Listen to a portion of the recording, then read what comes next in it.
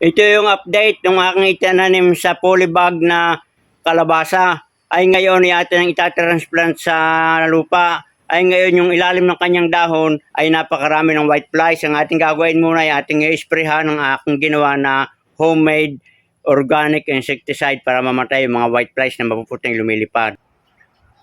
Yan, ito mga kabayan ng whiteflies. Anong dami oh. Yan. Kailangan yan ay ating mapatay. Pag hindi natin napatay, yan, uubusin niya yung dahon hanggang sa malanta at magkaroon ng sira. Yan, natin ang isprehan.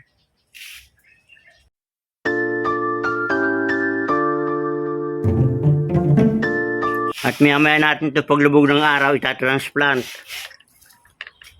Oh, nagliliparang. Kita niyo mga kabayan.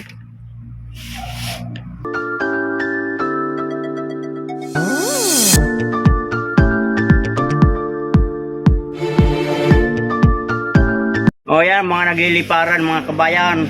Ay atin ang pasasawat. Ang yan ay mamatay na. Nang hindi na dumikit dito sa ating kalabasa. Yan mga kabayan, ang resulta. Pagkaraan nating maisprehan yan, naglaglagan na yung mga whiteflies na kumakapit at kumakain sa talbos ng ating mga tanim na halaman. Yan. Kita nyo. Ay di wala na ngayong maninira diyan. Pwede nating i-transplant mamayang hapon.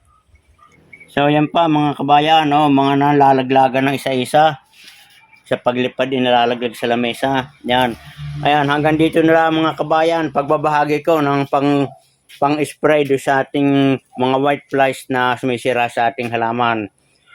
Good luck and good health at sana may natutunan kayo sa aking ibinahaging ito. Magandang araw mga kabayan.